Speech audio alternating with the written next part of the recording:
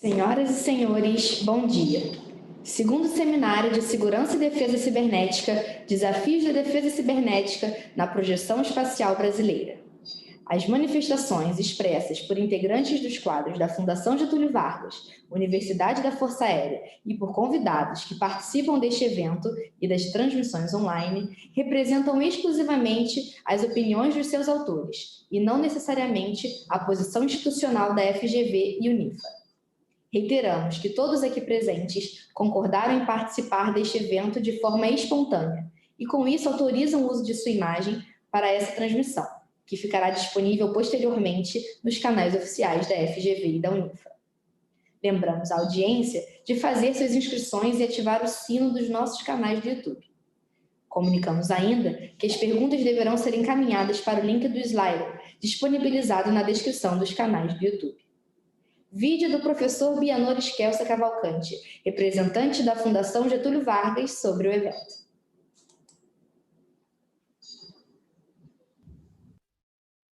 Bom dia, é com grande honra que represento a Fundação Getúlio Vargas no seu papel de think tank comprometido com o desenvolvimento nacional na realização em conjunto com a Universidade da Força Aérea e com a participação de tão destacados participantes deste segundo Seminário de Segurança e Defesa Cibernética. Reza a visão em torno dos sistemas tecnológicos de alto risco que devemos ter certeza da ocorrência de incidentes críticos, se não catastróficos, em algum ponto no tempo. Nossa grande responsabilidade se limita, portanto, e conscientemente, empurrar esse tipo de fatalidade tanto quanto possível para o futuro. Muito nos impressiona a evolução e o aperfeiçoamento tecnológico na engenharia dos materiais, no sentido de torná-los inquebráveis, quando sujeitos às mais duras condições de dinâmica física terrestre e espacial, como, por exemplo, na reentrada da atmosfera. No entanto, ainda hoje, precisamos conviver com a certeza de que, no universo dos controles da informação cibernética, não existem códigos de segurança inquebráveis. Nessa ordem de reflexão, torna-se imperiosa a resiliência nossa na busca do domínio e da aplicação de saberes políticos e científicos. Saberes que promovam nossas recorrentes e constantes capacidades de proteção e de viabilização do exercício dos nossos legítimos interesses nacionais, codificados nos mais robustos níveis de segurança por nós alcançáveis. A segurança longeva de nossos códigos é dependente da resiliência de nossos compromissos pessoais e institucionais, com a obtenção e aplicação do saber. Nossa resiliência humana é mais importante estrategicamente que a resiliência dos materiais e dos códigos por nós gerados, que deverão estar constantemente sendo repensados e refeitos. Esperamos, portanto, que esse seminário contribua para o esforço brasileiro e internacional nesta área de enorme relevância estratégica.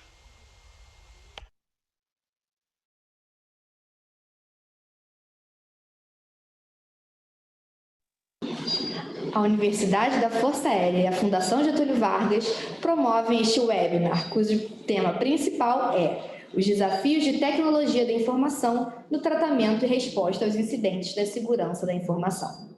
O Brigadeiro Linhares, mestre em Ciência da Computação pelo Air Force Institute of Technology dos Estados Unidos, doutor em Engenharia de Produção pela COP da Universidade Federal do Rio de Janeiro, foi chefe do Centro de Computação da Aeronáutica de São José dos Campos, diretor de Tecnologia da Informação da Aeronáutica e atualmente é professor e pesquisador na área de Segurança e Defesa Cibernética da Universidade da Força Aérea.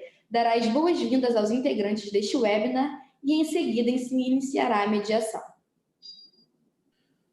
Bom dia a todos.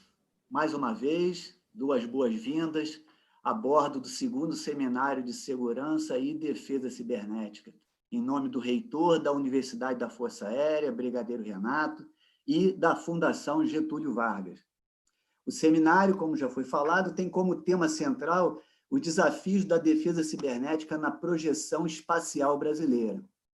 E nessa quarta etapa do nosso plano de voo, estaremos discutindo os desafios da tecnologia da informação no tratamento e resposta aos incidentes de segurança da informação. Para cumprir essa missão, temos a grata satisfação em poder contar com a participação em nosso evento da doutora Christine Hoppers, que é a gerente-geral do Centro de Estudos, Respostas e Tratamento de Incidentes de Segurança no Brasil, o CERT-BR, e do Núcleo de Informação e Coordenação do .br, NIC.br.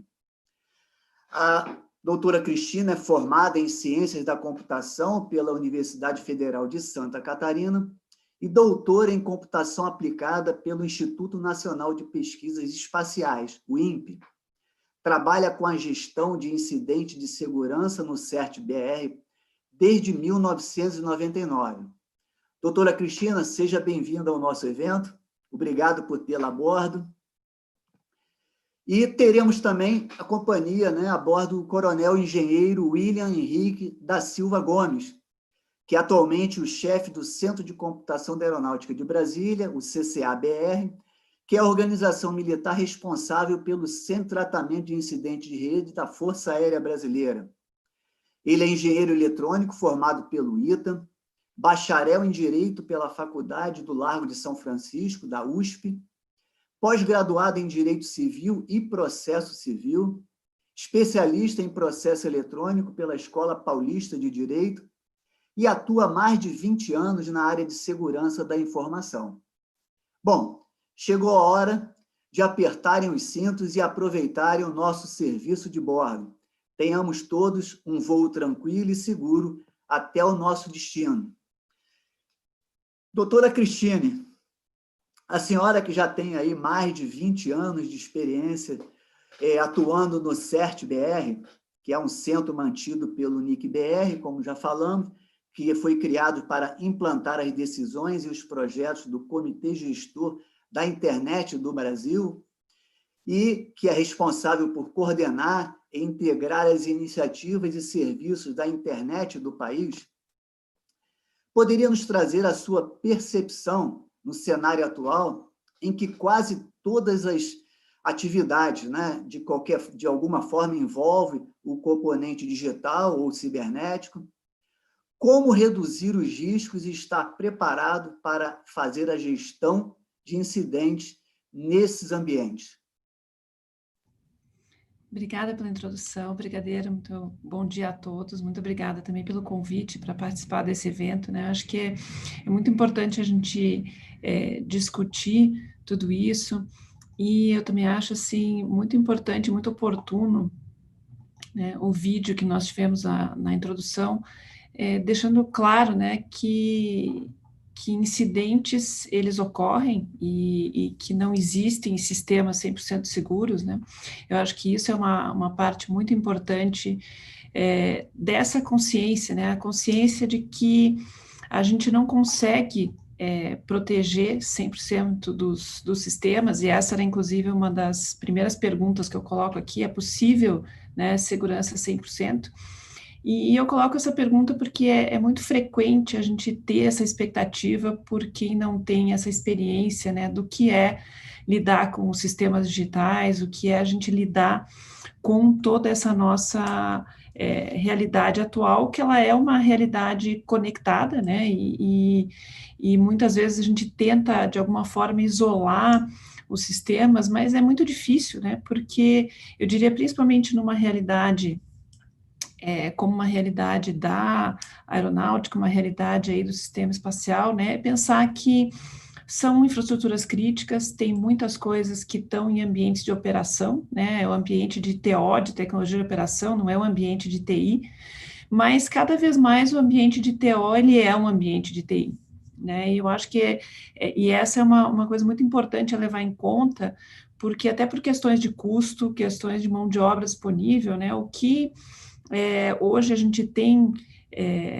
no mercado são pessoas com experiência em sistemas de prateleira, em sistemas operacionais, né? Quer dizer, você tem sistemas que foram feitos para uso geral, para rodar serviços na internet, também estão rodando software crítico, né? Pensar que software crítico ele tem sempre aquele foco em safety, não em security, embora em português a gente não tenha assim bem a divisão entre segurança e segurança, né? Mas é pensar que em geral, o foco é o quê? A tolerância à falha é manter rodando por anos, né? Eu não posso todo ano refazer o sistema de controle de tráfego aéreo, não dá para todo ano reescrever alguma coisa. Então, você pensa, seja numa usina ou seja num ambiente mais específico, né? Você lança o satélite, não dá para ficar todo ano trocando, né, o satélite. Então, você pensa em algo que tem que ter tolerância a falhas, tem que estar operando por anos e tem que ter o menor número de intervenções. Só que segurança de sistemas conectados é exatamente o contrário, né? Você tem que identificar vulnerabilidades, entender que esses sistemas, eles vão estar vulneráveis, porque são pessoas que programaram, que cometem erros, eles têm falhas que são inerentes à complexidade desses sistemas, né? E eles vão estar mais seguros quanto mais atualizados eles estiverem. E, no fundo, a gente sabe que no dia a dia a mentalidade de safety ela predomina, porque você precisa ter esses sistemas rodando por anos, sempre você tem aquele medo do, mas e aí? E se ele ficar com problemas? E se na atualização parar de funcionar? Né? E esses são desafios que todo mundo hoje enfrenta no dia a dia, né? E para esse tipo de lidar com sistemas legados, ou seja, com um sistema que não é tão simples assim, fazer a segurança de um sistema que não pode rebutar toda semana para instalar o último patch, que não pode reinicializar e que não pode ficar sendo reinstalado, né?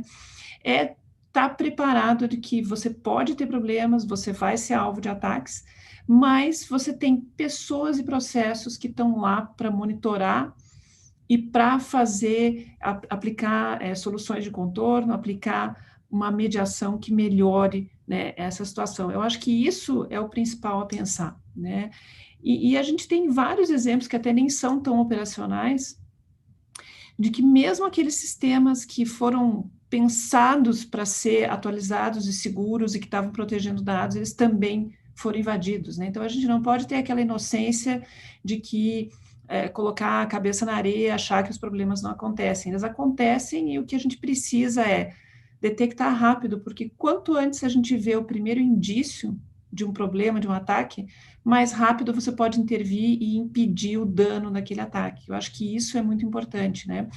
Eu não vou aqui ter tempo de discutir esses ataques, mas eles são 3 casos bem documentados, né, na literatura, de ambientes muito seguros, mas que você tendo um atacante muito bem determinado, ele consegue comprometer, né, essas organizações, né? E a gente está pensando, quando a gente pensa em discutir, né, defesa do espaço aéreo, defesa nacional, com esse tipo de atacante, com esse tipo de sistema que a gente tem que pensar, né? A gente não está pensando necessariamente só na segurança do desktop, mas a gente está pensando em tudo isso. E por que eu fiz, né, essa introdução? Porque eu acho que o mais importante são pessoas, e as pessoas elas vão conseguir operar de uma maneira melhor se elas tiverem processos bem estabelecidos, né? se elas tiverem expectativas e se elas tiverem, de certa forma, uma organização. E as tecnologias, elas vêm para complementar isso, e para facilitar e para habilitar o trabalho, né? E isso é muito importante porque a gente vê muito as organizações tendo o inverso, né? Elas querem ter a tecnologia mais moderna ou investir a maior parte do seu do seu orçamento em tecnologia, talvez pensar em processo, e elas acabam negligenciando as pessoas, né? E hoje a gente tem alguns frameworks que claramente eles focam muito em pessoas, né? Eu acho que um dos frameworks hoje mais conhecido, que está inclusive traduzido para português, que é o Cyber Security Framework do NIST, né? É muito interessante porque ele tem um foco muito grande aqui em identificar, proteger, mas se a gente for olhar, 3 dessas 5 fases dele são o que a gente chama de gestão de incidentes, ou seja, tem exatamente a ver com assumir que você tem que detectar os incidentes de segurança, responder o mais rápido possível, né, e se recuperar desse incidente, né? Lembrar que recuperar é voltar à operação normal, como se nada tivesse acontecido. Então, quer dizer, você tem que conhecer o seu ambiente, você tem que tentar proteger o melhor possível, mas assumir que o core está aqui em detectar, responder e recuperar de incidentes. E é interessante que a própria definição do que é esse framework, né, deixa muito claro que você tem que habilitar a comunicação sobre riscos, né, entre os stakeholders, né, entre os atores internos e externos. É muito interessante isso, quer dizer, esse é um ponto totalmente voltado a pessoas, né, de como que eu organizo as pessoas, como que eu organizo essa minha força de trabalho, esse meu capital humano, para que ele consiga, né, trabalhar de uma maneira efetiva. E aí eu entro muito, quer dizer, essa parte aqui de gestão de incidentes, ela é bem clara, né, você tem que ter detecção, você precisa estar instrumentado para detectar o mais rápido possível, para responder da melhor maneira possível e recuperar dentro do possível. Mas essa parte de gestão de incidentes, né, nesse framework do NIST, eu acho que ela é um pouco simplificada, né, porque hoje a gente tem muito mais um framework muito mais bem estabelecido, né, que é o framework do FIRST. Esse é um framework que eu trabalhei como uma das autoras aí nos últimos anos.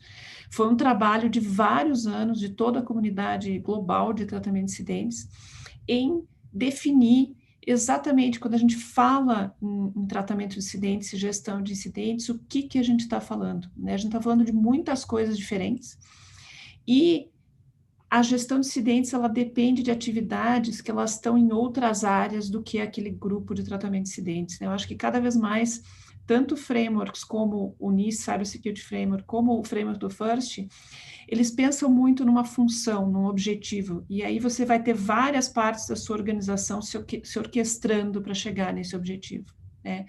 E eu acho que isso é muito importante ter em conta, porque quando a gente está definindo, né, a nossa área de tratamento de incidentes, a gente pensa muito em, não, eu quero definir um time aqui que vai fazer tudo, ou que vai fazer esse pedaço e que vai passar para um outro, mas é um pouco mais complexo, né? Toda a parte de monitoração, ela envolve várias áreas de TI e ela envolve áreas que não são de TI. Você também precisa ter, né, a sua consciência situacional do o que está acontecendo politicamente, o que está acontecendo na sociedade, o que está acontecendo com os sistemas que eu trabalho, que é a parte de análise de vulnerabilidades, o que está acontecendo com os sistemas, né, e toda a parte de gestão de segurança da informação, para aí eu conseguir pensar na minha melhor maneira de gestão de incidentes, né? Então, um grupo de tratamento de incidentes, ele é quase que um orquestrador de toda essa informação, né? É ele que está conseguindo prestar atenção no que está acontecendo no mundo, está conseguindo receber notificações de incidentes de segurança, consegue interagir com alertas, consegue interagir com a situação política, consegue identificar de maneira antecipada ameaças e ataques, e aí pensar em estratégias de mitigação e recuperação. Quer dizer, isso tudo é muito importante ter, e isso sai de uma aceitação de que incidentes vão acontecer, e que a diferença é detectar rápido e responder mais rápido ainda para você não ter o dano no final. Que o dano pode ser um vazamento de dados, né? Nessa época de LGPD, isso começou a ser algo muito mais palpável, né? Que a própria lei fala em relatório de incidente, fala em você ter que deixar claro o que você fez, como você detectou, como que você fez para mitigar, como que você sabe o que foi vazado de dados ou não, mas a gente tem outros ataques que são muito mais complexos do que esse, com danos que podem ser físicos mesmo, né, dependendo do que acontecer.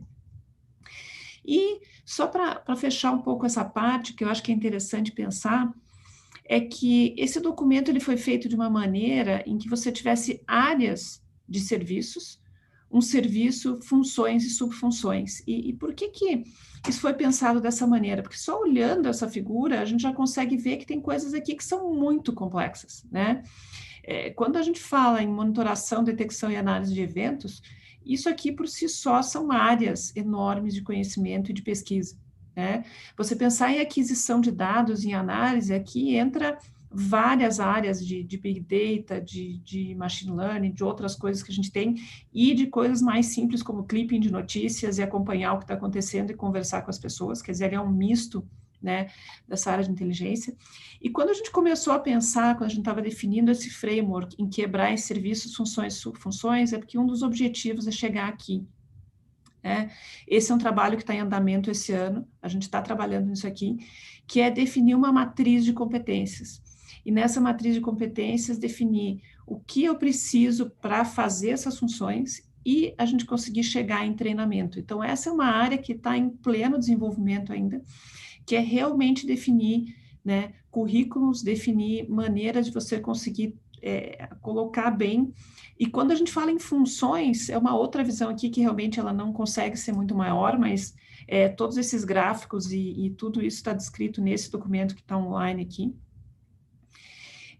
Você pensar que quando eu falo em análise de incidentes, eu falo em triagem, eu falo em coletar informações, eu falo em coordenar a análise, em fazer correlação entre incidentes, né? Como parte de gestão de incidentes, você tem toda a parte de análise de artefatos e forense, você tem toda uma área de comunicação. Comunicação é muito importante, não só comunicação entre o time, como comunicação com a mídia, como contingência de desastres, mas só para análise de vulnerabilidades você tem funções e as competências para fazer isso tudo são muito complexas, né? Eu diria que não tem nenhum país no mundo que tenha hoje, acho que uma força de trabalho pronta para fazer isso tudo, né? E aí eu acho que é sempre um gancho para a gente pensar, ainda mais num evento como esse, né, que está no contexto da universidade, da Força Aérea, que essas são competências que a gente vai precisar criar nos próximos anos, né? São competências que elas precisam conversar entre si, você precisa ter competência técnica, mas você precisa ter competência interpessoal, você precisa ter pessoas que consigam transitar por várias áreas, consigam realmente ter um ambiente, um trabalho em que elas vão ter que conversar com áreas operacionais, com áreas de tecnologia da informação, com áreas de negócio, que nesse caso é quem entende do objetivo final da organização, né? E eu acho que a gente tem muita coisa para desenvolver nos próximos anos. E para encerrar, quer dizer, em cima daquela pergunta, era bem isso. Eu acho que para a gente conseguir fazer gestão de incidentes de forma efetiva e para a gente conseguir reduzir risco, a gente precisa investir em pessoal, né? A gente precisa ter pessoal bem capacitado, com processos muito bem colocados, e a gente precisa ter esse pessoal, né, muito com ferramentas que sejam úteis, né? Mas as ferramentas sozinhas, sem as pessoas, não vão funcionar, e as pessoas sem nenhum processo, quer dizer, elas vão fazer retrabalho, elas não vão conseguir trabalhar direito, né? Então, isso era um pouco que eu queria compartilhar, que eu acho que é a tendência global aí que a gente tem nessa área de tratamento de incidentes, de, inclusive, tentar não só melhorar os processos, mas ver como é que a gente faz para amadurecer tudo isso, né? Essa era a minha colocação inicial. Muito obrigada, Brigadeiro. Doutora Cristina, muito obrigado aí por trazer a sua experiência, principalmente essa dica no final aí que a senhora deu aí. Então, assim, para os nossos alunos aí, para o pessoal da academia, né, que é um dos nossos grandes objetivos de trazer este assunto, né, a público, exatamente para poder despertar nos alunos, nos pesquisadores, né, esta noção de que a gente precisa, para termos um país seguro, né, para termos os nossos ativos críticos seguros, isso é feito por pessoas. E essas pessoas, elas têm que ter competências. E não é somente competência técnica, como a senhora mesmo acabou de colocar. Então, fica aí a dica aí para os nossos pesquisadores e os nossos estudantes para abrirem um pouco mais assim, a mente, né, do que a gente precisa para fazer uma boa gestão de segurança. Muito obrigado, professora Cristina. Coronel William, né, o CCA, que tem várias responsabilidades, né, entre elas a gestão da proteção cibernética dos ativos críticos de rede, de interesse da Força Aérea Brasileira, né, principalmente focando aí no monitoramento de rede, proteção de perímetro. Responsável também pela operação do Centro de Tratamento de Incidentes da Força Aérea Brasileira, monitorando dioturnamente os ativos de rede e a infraestrutura computacional de segurança, realizando a detecção, triagem, análise e divulgação da resposta a incidentes ocorridos nos ativos críticos de rede, como a professora Cristina colocou muito bem aí nesse processo que envolve a proteção cibernética. Aí eu pergunto para você, como é que está estruturado e organizado o CETIR-FAB para cumprir essa missão? Bom dia a todos. Só um comentário com relação ao que a doutora Cristina fez. Eu reputo que a engenharia social é uma das armas mais utilizadas e ela foca em pessoas, né? Pessoas, a gente tem que capacitar realmente, cuidar e informar, porque a maior parte dos incidentes que a gente conhece e pesquisa de invasão em redes complexas aconteceu inicialmente por meio de uma engenharia social. Isso é muito importante focar nessa questão do treinamento de pessoal. Bem, eu vou apresentar aqui, pronto. Apresentar o Centro de Tratamento e Resposta a Incidências da FAB. Bem, o CETIR-FAB, ele é o órgão responsável pelo tratamento, controle, monitoramento, análise e resposta a incidentes de segurança no âmbito da aeronáutica.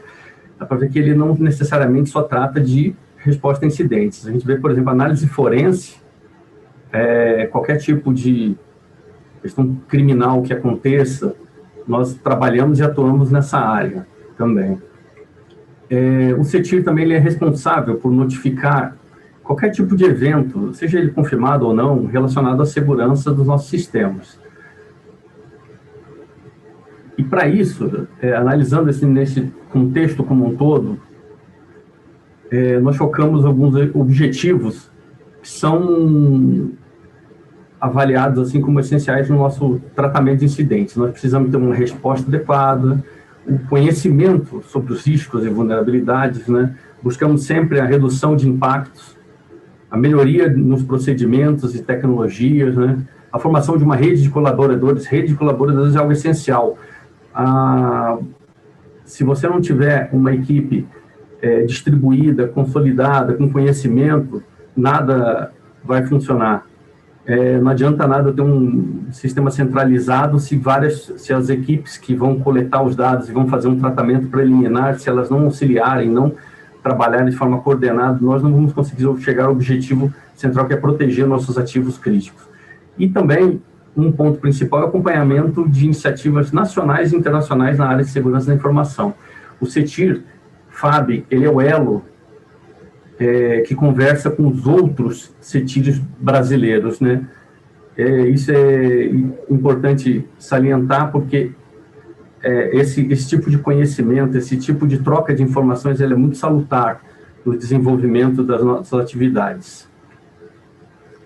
E, assim, para ilustrar a maneira como o CETIR está estruturado, nós seguimos um modelo chamado combinado ou misto, né? Eu vou passar uma informação básica aqui, muita gente talvez não conheça o que seria um modelo combinado ou misto. Eu vou passar a informação básica dos modelos existentes. Nós temos um modelo que chama modelo centralizado.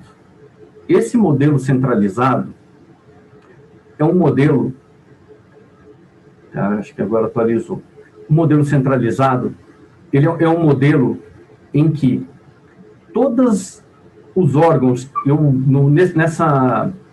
nesse slide ele apareceu como OM, porque eu estou utilizando a sigla que a gente usa na aeronáutica, que são as organizações militares. Então, pode entender como se fosse as redes locais que são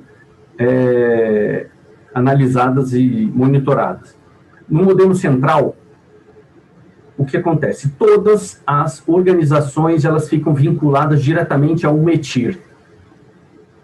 Tá? Não existem outras ETIR, só tem uma ETIR central e essas conexões. O modelo distribuído já é diferente. Eu tenho uma ETIR central e várias ETIRs distribuídas. Essas ETIRs distribuídas, elas possuem as conexões com as organizações. O nosso modelo ele é misto, por quê? Porque ele tem uma parte que é relacionada com a ETIR central, que é um modelo centralizado, que, por exemplo, a gente tem algumas unidades que são vinculadas diretamente à ETIR central, que fica aqui em Brasília. E nós temos também várias ETIRs, e essas ETIRs têm o seu âmbito de responsabilidade, com as OEMs penduradas nelas. Vale salientar que nós também adotamos um modelo relacionado com a questão da especialização das ETIRs. Nós temos ETIR especializada em controle do espaço aéreo, nós temos ETIR para a área de pesquisa e desenvolvimento, né? Então, isso é uma forma de especializar e tornar o monitoramento e o tratamento de incidentes mais efetivo. Uma questão que sempre eu vi em algumas discussões com relação à parte de tratamento de incidentes é que o tratamento de incidente é uma atividade sempre reativa. Aqui, no CETIR, isso nunca foi pensado dessa forma. O CETIR, além de fazer outras atividades proativas, né, nós também fazemos varredura em rede, gestão de vulnerabilidades, né, e um ponto que sempre foi utilizado aqui, que sempre foi realizado, é essa questão da conversa entre os CETIRs, né? Quando a gente recebe uma notificação de algum evento, alguma vulnerabilidade nova, um novo processo, isso ele é tratado, nós disseminamos essa informação, e isso, basicamente, é uma atitude preventiva. Porém, agora, não sei se todos estão por dentro, saiu uma instrução normativa nova, é a IN02. Essa IN02, ela modificou o termo do que seria TIR, colocando a palavra prevenção. Então, essa discussão acaba ficando um pouco por terra, porque agora a gente tem uma equipe de prevenção, tratamento e resposta a incidentes cibernéticos. O processo de gestão dentro do CETIR-FAB é um processo simplificado. Ele contém detecção, triagem, análise, resposta, preparação e proteção.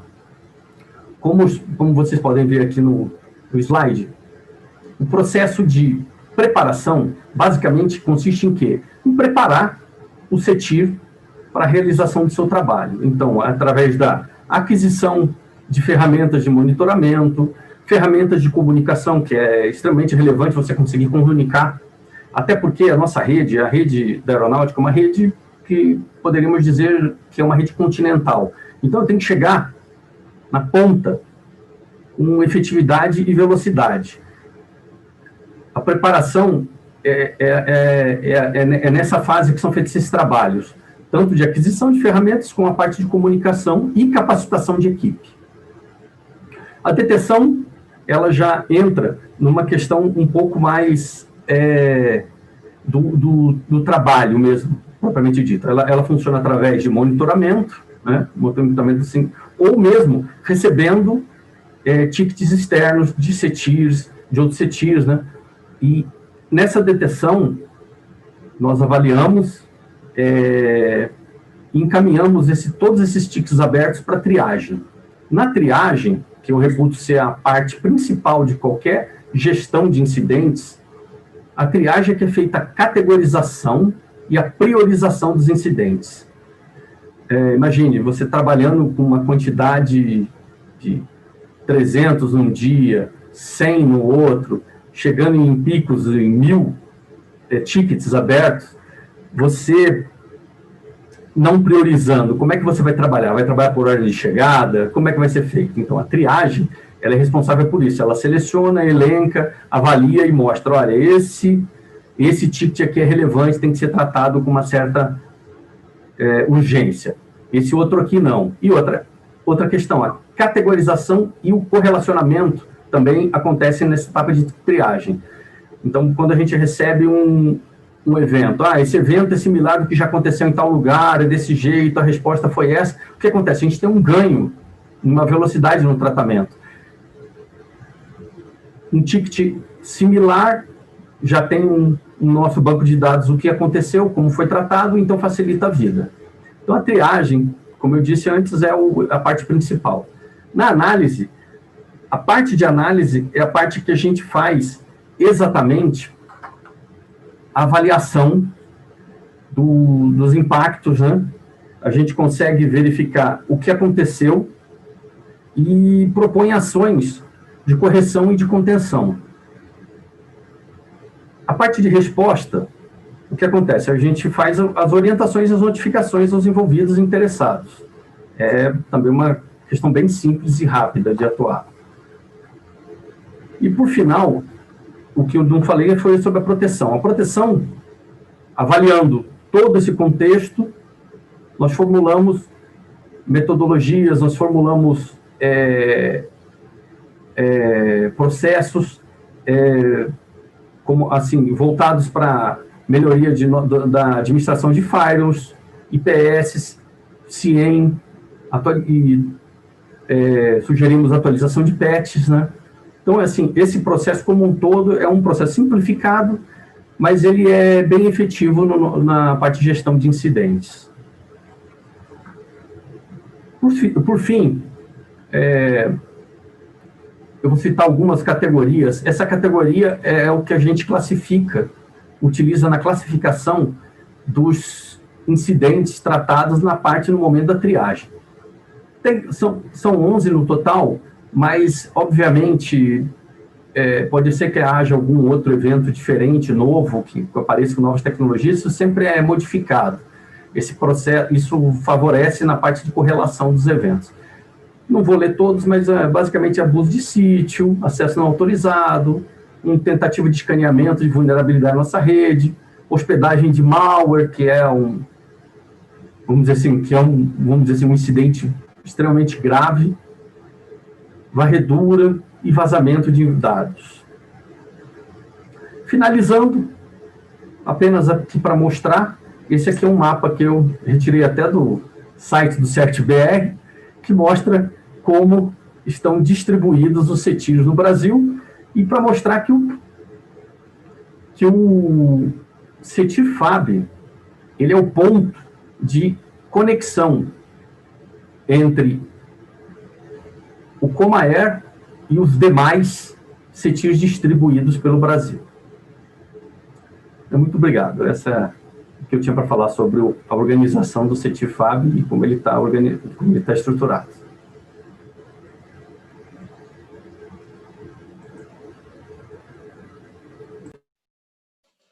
Obrigado, Coronel William. Bom saber aí como é que o nosso centro de tratamento de incidente está organizado, estruturado aí, porque o desafio para a Força Aérea é muito grande, né?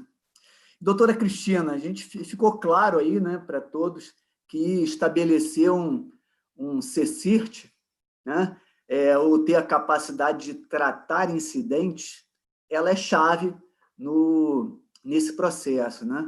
Mas como as organizações podem saber se estão no caminho certo, né? Por exemplo, Coronel William, né, a Força Aérea Brasileira, como ela ter certeza de que a forma como ela está se estruturando, se organizando, ela vai estar no caminho certo. Como atingir a efetividade e avaliar o grau de maturidade, por exemplo, de um CETIR da Força Aérea Brasileira? Pois é, Brigadeiro, isso é a pergunta de ouro, né, que eu acho que a comunidade global tem feito nos últimos anos. E eu queria até compartilhar um pouco, né, o que eu acho que assim, modelos de maturidade, né, a gente tem vários em várias áreas, e essa é uma área que é muito complexa, né, porque em geral, quando a gente vê certificações, modelos de maturidade, é muito focado em tecnologia, mas o trabalho de tratamento de incidentes ele é muito focado em processo, em comunicação, em cooperação e em pessoas, né? Então, é algo que tem tido uma discussão muito grande do ponto de vista global, né? Lembrar que todo incidente ele vai envolver múltiplas organizações, múltiplas redes, múltiplos países em potencial, né?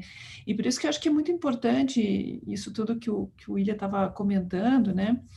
Que é exatamente assim, você não pode ficar isolado do resto do mundo, né? Você precisa procurar a sua comunidade local, aí a sua comunidade nacional, mas a gente tem uma comunidade global de grupos de tratamento de incidentes, né? A gente tem empresas, tem universidades, tem países, né? A questão de certos com responsabilidade nacional, e não tem uma hierarquia, não tem necessariamente um tem que reportar para o outro ou não pode do ponto de vista global, né? O que a gente tem são redes de confiança.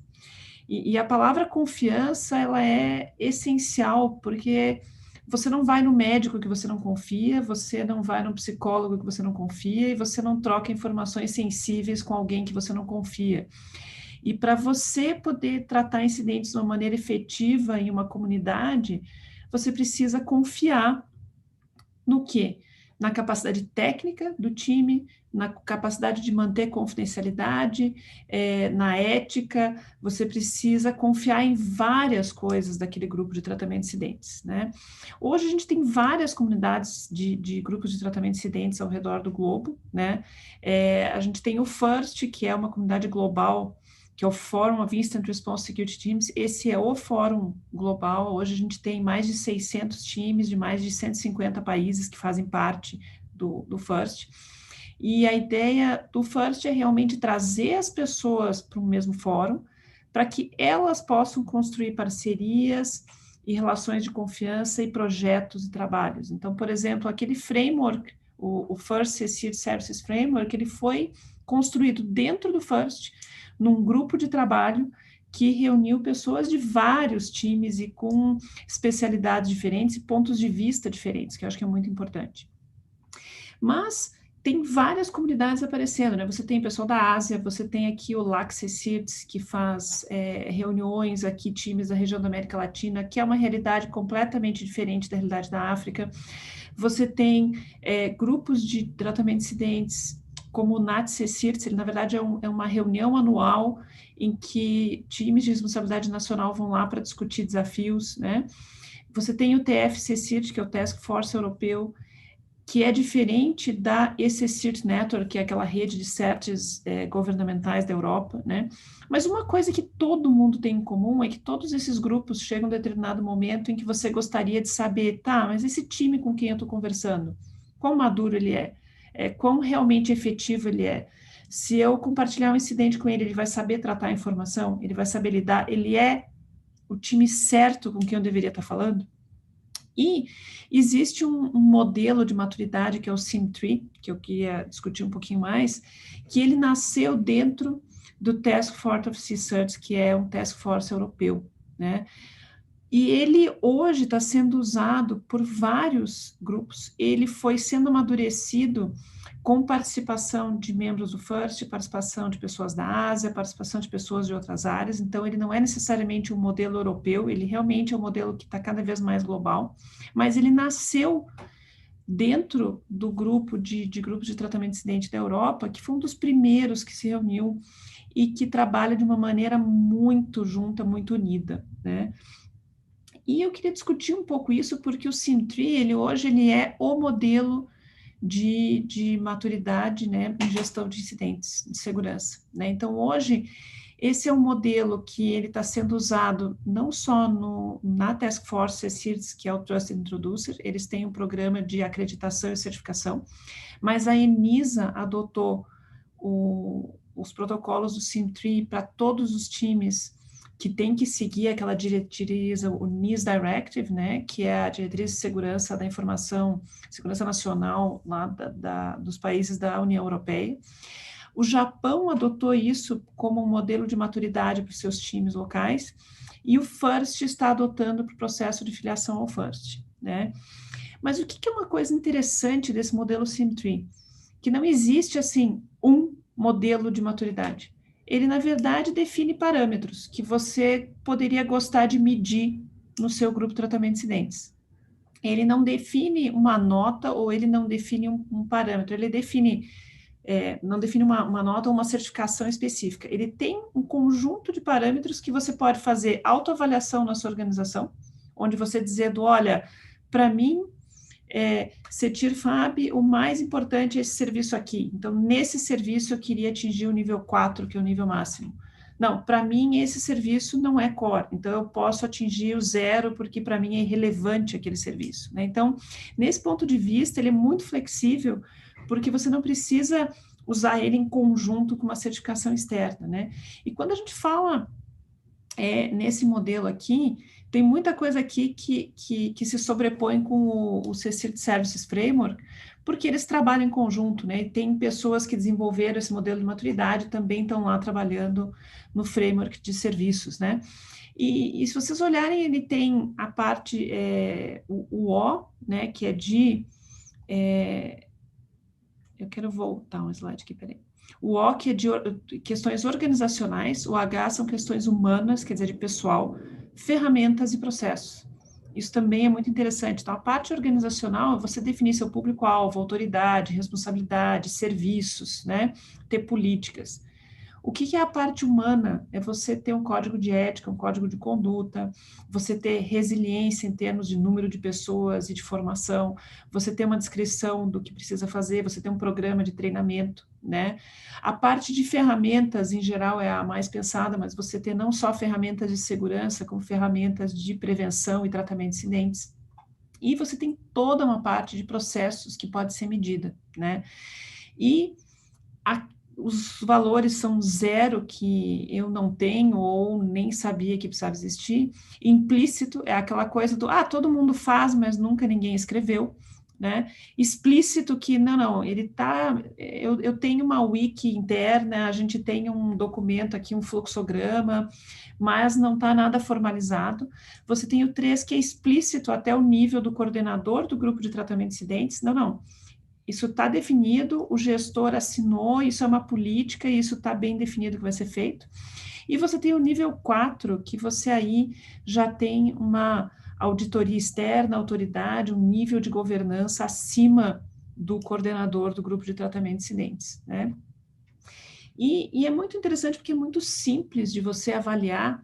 E eu recomendaria todo mundo que tenha um time de tratamento de incidentes aí na ferramenta online que foi feita pelo pessoal da OpenSea Cert Foundation. Quer dizer, hoje, esse SIM3, ele não é mais do TFC CIRT ou de uma pessoa, ele está sendo mantido por uma fundação sem fins lucrativos, né? Que, inclusive, esse ano, no nosso fórum do CSIRTS, a gente trouxe o CEO da OpenSea Cert Foundation para falar do SIM3. Foi uma palestra muito interessante, com bastante gente fazendo perguntas, né? Sobre como evoluir sem ficar para trás no seu time, como que você tem novidades, mas ao mesmo tempo tem políticas muito bem estabelecidas, né? E eu acho que é muito interessante essa ferramenta, mesmo que você não queira atingir nenhum desses níveis de certificação, né? Hoje, o que ele tem? Ele tem aqui, você pode ver se você conseguiria ser certificado pelo Trusted Introducer, e você consegue ver os 3 níveis da ENISA para CERTs nacionais, que é o básico, intermediário e avançado. E a ferramenta, ela é baseada no quê? Num questionário, em que você põe aqui do tipo, olha, código de conduta do meu pessoal que trabalha, código de ética. Você pode dizer, nunca pensei nisso. A gente sabe que mais ou menos o que esperar do funcionário, mas não está muito bem definido. Não, a gente não tem nada escrito, mas todo mundo sabe o que fazer, e a gente tem lá um post-it que fica do lado de cada um para ter umas dicas do que fazer. Ou não, a gente tem um código de conduta interno, ou não, a gente tem um código de conduta auditado. E conforme você escolhe isso aqui, ele vai te dando as notas. Então, por exemplo, esse aqui é um CCIRT fictício, que algumas coisas ele atinge certinho o que precisaria para a certificação. Quando ele passa o que seria necessário para a certificação, você tem um verde mais claro aqui, e o que você está aquém da certificação é onde você está no laranja e vermelho. Você poderia, por exemplo, até ter uma noção de que eu estaria certificado, mas é bom lembrar que uma das coisas que é interessante é exatamente você definido, tipo, olha, não, para mim é chave que eu tenha realmente o maior nível possível de maturidade na parte de tracking de incidentes, de ter resiliência na minha área de TI, de ter resiliência de acesso à internet, e para mim é muito importante a parte de processos de relatório, processos de estatísticas muito bem feitas, e isso eu quero ter 4, não interessa se isso seria certificado ou não, né? Então, você pode ir numa ferramenta e você começa, via as perguntas bem específicas, fazer uma avaliação. E é muito interessante para você fazer autoavaliação de tempos em tempos, né? Você pode guardar a sua URL, mas eu acho que principalmente é pensar que esse hoje é um modelo de maturidade que está movendo para ser usado pela comunidade global. Nós aqui no CERT-BR, a gente está pensando sim em usar isso e começar a definir alguns níveis para aquela nossa lista de CCIRTs brasileiros e começar a definir um pouco, inclusive canais de comunicação, informações privilegiadas, dependendo do nível de maturidade dos grupos de tratamento de incidentes, né? Esse ano, infelizmente, com as proibições de viagem nesse período da pandemia e com algumas limitações que a gente teve de fazer alguns treinamentos, a gente teve que adiar um pouco nossos planos aí de adotar isso, mas a gente espera que em breve a gente possa continuar isso, porque isso sempre foi foco do trabalho do CERT-BR, que é aumentar a capacidade nacional de tratamento de incidentes. Ele não é um trabalho do dia para a noite, né?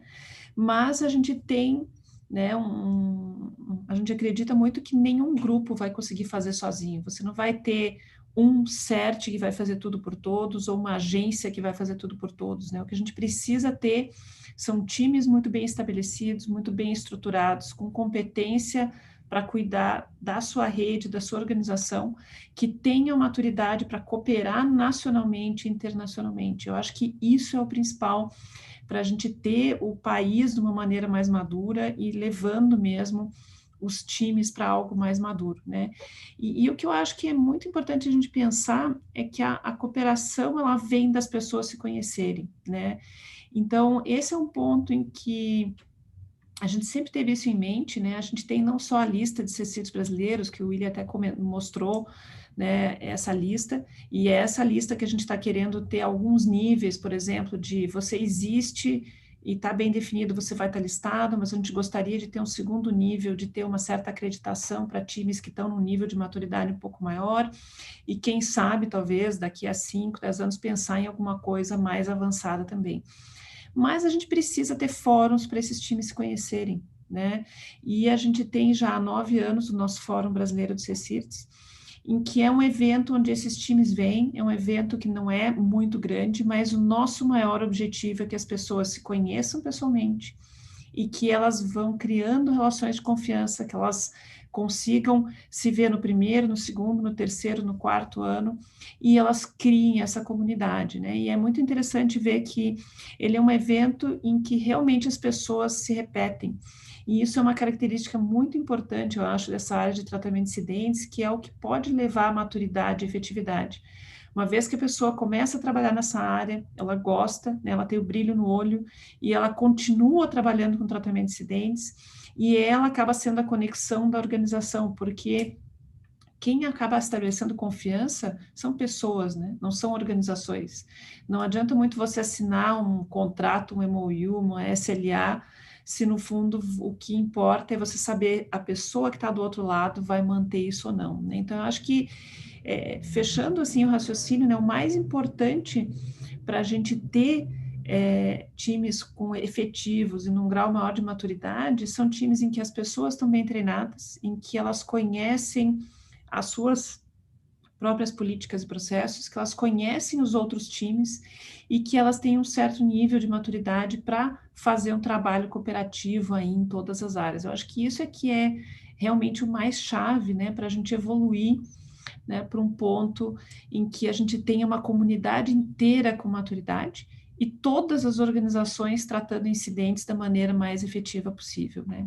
Esse é o meu comentário aí sobre essa parte de maturidade e efetividade. Obrigada, Brigadeiro.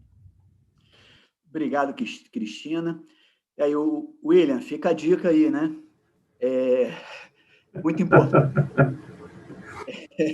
Por quê? Porque você ter um roadmap, né, consagrado, ou seja, para você saber mais ou menos como avaliar como você está, porque para você fazer a proteção, como você mesmo colocou aí na estrutura do CETIR-FAB, são várias áreas, né? E com o modelo, você pode, então, identificar aonde você está mais desenvolvido ou menos desenvolvido, ou seja, você pode planejar, né, o que você precisa de melhorar, né, de forma que você tenha uma maturidade suficiente para poder cumprir a missão, né?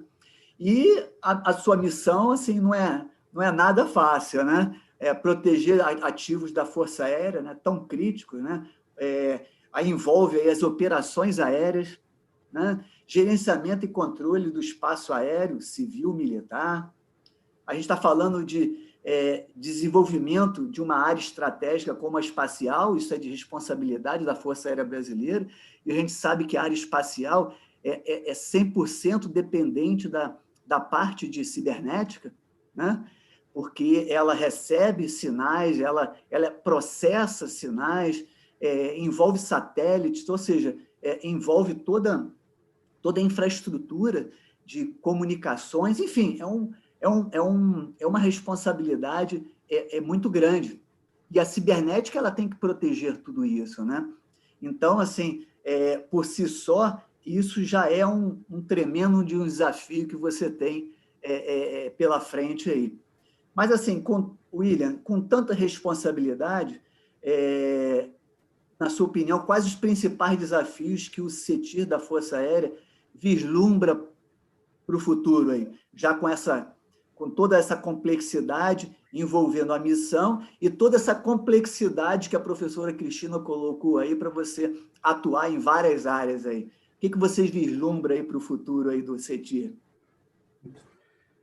Como primeiro desafio, né, eu vou pegar toda essa documentação que a doutora Cristina colocou lá e vou tentar avaliar aqui o CETIR-FAB para ver em que nível que a gente está e tentar melhorar.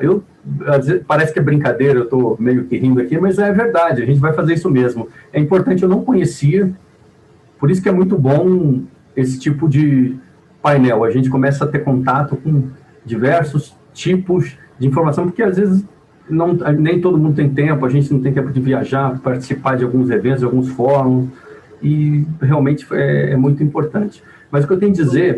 William, só complementando. O americano, ele implementou algo parecido, né, um modelo de maturidade segurando a informação, se eu não me engano, foi aprovado em dezembro ou janeiro desse ano. É uma coisa bem recente, realmente, né? O que a professora Cristina trouxe para a gente é um outro modelo, né, com uma visão europeia, que também para atingir esse mesmo objetivo, ou seja, ajudar aos centros de tratamento de incidente de rede a se prepararem melhor. Então, assim, não é um privilégio só seu, não, isso é uma coisa bem recente, realmente. Não, com relação a esse modelo, eu não sei se é o mesmo que a gente está comentando, eu sei que eles implementaram agora um Cybersecurity Maturity Model Certification, que a partir agora de 2021, acho que qualquer tipo de fornecedor vai ter que se adequar a essa certificação para vender produtos, serviços para o DoD, o Departamento de Defesa do norte-americano. Mas, assim, o que eu tenho a dizer com relação aos desafios, basicamente, é que é o seguinte, nós temos, toda vez que a gente tem novas implementações ou novas instalações, estruturas, nós trazemos novas ameaças. Isso é inerente ao fato, né? Você adaptando ou não, você criando novas formas de trabalhar, você vai ter que começar a trabalhar com novos tipos de ameaças, né? Às vezes até brinco aqui, eu sempre falo o seguinte, que um cara que só trabalha com servidor web, quando você dá um servidor de e-mail, ele tem que, meu Deus, agora é diferente, o que eu tenho que fazer? Mas tem que pensar, tem que correr atrás para descobrir o que ele tem que fazer para manter o sistema ali funcionando e, vamos dizer assim, sem nenhuma vulnerabilidade, e atuando, né, com tratamento de incidentes, etc. Mas eu fiz na minha ideia, a gente tem desafios de curto ou curtíssimo prazo, de médio prazo e de longo prazo. De curtíssimo prazo, na minha visão, para a aeronáutica, nós temos a questão tanto do centro de operações, satélites, né, com esse novo satélite geoestacionário de defesas e comunicações estratégicas. A partir do momento que a gente começa a operar, a gente vira vitrine, né, e a gente acaba sofrendo tentativas e processos e procedimentos têm que ser implementados, gestão e um tratamento de incidentes bem ágil para proteger uma infraestrutura crítica como essa. Isso, como a gente já está trabalhando, esse é o meu de curtíssimo prazo. Já avaliando a questão de médio prazo, eu avalio, por exemplo, o Centro Espacial de Alcântara. O Centro Espacial de Alcântara, como todos sabem, ele existe uma vontade política de implementá-lo. Ele, pela sua posição estratégica, ele pode trazer para o Brasil grandes evoluções tecnológicas. A gente pode receber também questão de... a questão financeira pode, vamos dizer assim, pesar bastante, né? Só que, assim, a partir do momento que eu coloco uma estrutura de lançamento que pode até chegar a ser responsável por quase 20% dos lançamentos mundiais, eu começo a trazer para mim também aquela responsabilidade. Vou lançar um satélite norte-americano. Poxa, a quantidade de pessoas e grupos e países interessados em atrapalhar algo nesse sentido é grande. Então, nós temos que tomar um certo cuidado, nós temos que trabalhar com políticas, procedimentos, como eu falei, e buscar uma atuação bem eficiente para tentar minimizar ao máximo qualquer tipo de problema. Eu não acredito realmente, nunca acreditei que exista uma solução, uma forma de ter uma proteção intransponível, né? Isso vamos dizer assim, uma falácia. Todo lugar que tem pessoas, você consegue quebrar. Um exemplo clássico disso, que aconteceu já há um bom tempo, mas é sempre bom relembrar, é a questão do Stuxnet, do vírus, que afetou lá a usina de enriquecimento de urânio lá de Natanz, no Irã. Ela sabe-se pouco a respeito de como foi feito, mas provavelmente foi por meio de uma engenharia social, um pendrive contaminado, o malware entrou numa rede que era fechada, que por exemplo, uma rede desse tipo é uma rede que a gente utiliza, rede fechada, totalmente fechada, é uma rede que a gente utiliza nesses sistemas, tanto a parte operacional de controle do satélite, como numa rede voltada para o lançamento, da mesma forma. E, assim, agora, para longo prazo, eu vou até colocar uma apresentação aqui, porque tem muita gente que desconhece o que seria esse sistema.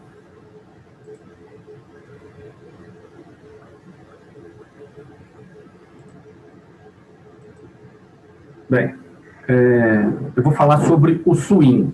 Para longo prazo, eu entendo que nós vamos ter um grande desafio manter a segurança de um sistema como esse, que é o, não sei se todos conhecem, é o System Wide Information Management. O que é o SWIM? SWIM não tem nada a ver com natação, tá? SWIM é uma iniciativa global, tá, do setor de gerenciamento de tráfego aéreo para, vamos dizer assim, harmonizar, facilitar a troca de informações aeronáuticas, meteorológicas e de voo para todos os usuários, todos os stakeholders da aviação. É uma rede que pretende ser, vamos dizer assim, um ponto único de contato entre todos esses players.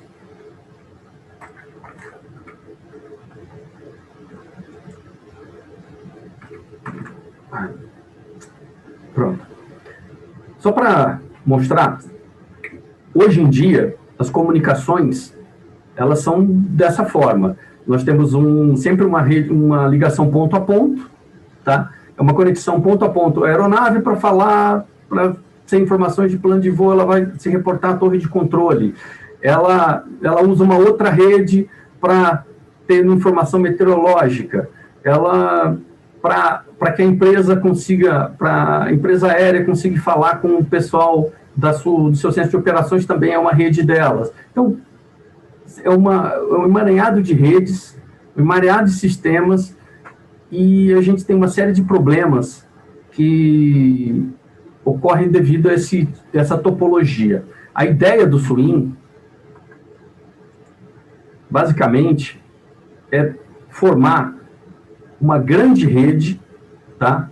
Essas redes, na verdade, não é uma global, são várias globais, né? E elas teriam um protocolo de conversação entre elas para que a gente possa fazer o handoff de uma aeronave quando ela sair de uma área e passar para uma outra área. É uma rede com arquitetura orientada a serviço. Eu estou passando essas informações, mas pensa que, avaliem que nessa rede, tanto a aeronave, como o operador, como o veículo que vai andar na pista, como a torre de controle, os serviços de meteorologia, todos esses sistemas vão estar conectados. E essa rede vai ser o ponto de contato com todos eles. É uma rede, como eu disse, uma rede orientada a serviço, com que cada cliente desse vai poder funcionar como cliente e como servidor. Ele vai poder passar uma informação e vai receber a informação também. Se analisarmos dessa forma, você vê o tamanho da superfície de ataque que um sistema desse pode, vamos dizer assim, que um sistema desse deixa, né? O trabalho em si aqui é um trabalho bem complexo. Você tem que buscar tanto a questão de controle e registro. Essa rede busca utilizar a tecnologia de blockchain para manter os registros intactos, né? Essa rede, ela tem como um pressuposto evitar duplicidades, né? Ter validação de dados, mas mesmo assim, se pensarmos que, de repente, pode acontecer uma hospedagem de um malware numa rede dessas, ou o impacto pode acontecer. Então, a segurança ela tem que ser muito grande, e pensar que a América do Sul, basicamente o Brasil vai ser o responsável por controlar o SWIM na América do Sul, e a Força Aérea Brasileira, obviamente.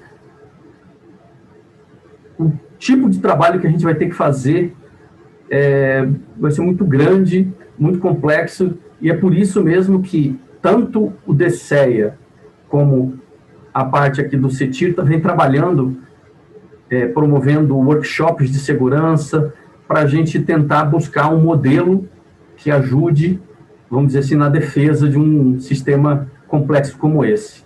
Só para ter uma ideia aqui, basicamente, isso aqui é o escopo do SWIM. O SWIM, ele tem uma infraestrutura, ele tem uma série de modelos, né, para conciliar o que é aviação ICAO, o que é a aviação utilizada pela FAA, né, e a maneira como ela vai passando as informações para os clientes. É um sistema complexo, que ele ainda está sendo finalizado, a parte de estudos, né? Mas é um sistema que eu reputo desafiador na área de segurança da informação. Então, só para conciliar, para finalizar, nós temos esses três, tanto o satélite, né, a sua operação, temos o Centro Espacial de Alcântara e o SUIM. Tá?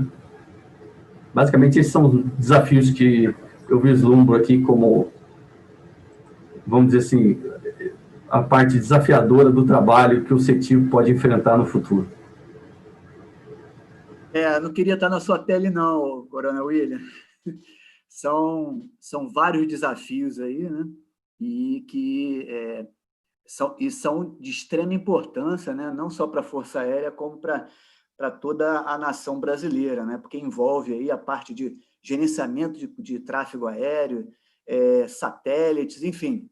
É uma missão aí que a Força Aérea vai ter que se esforçar bastante para cumprir aí, eu tenho certeza que vocês estão se esmerando aí.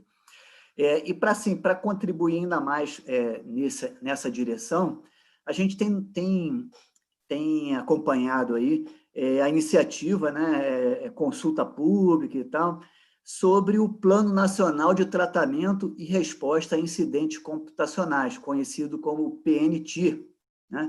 Que aí a gente pesquisando um pouquinho, a gente verificou que tem aí as metas desse plano nacional, tem como estimular o compartilhamento de informações de incidentes, vulnerabilidades cibernéticas, baseado na mútua confiança, tanto no setor público quanto no privado. Aí a professora Cristina já comentou sobre isso, você também, William, já comentou a troca de informações aí entre os CETIR, é importantíssimo para antever e facilitar o tratamento dos incidentes aí.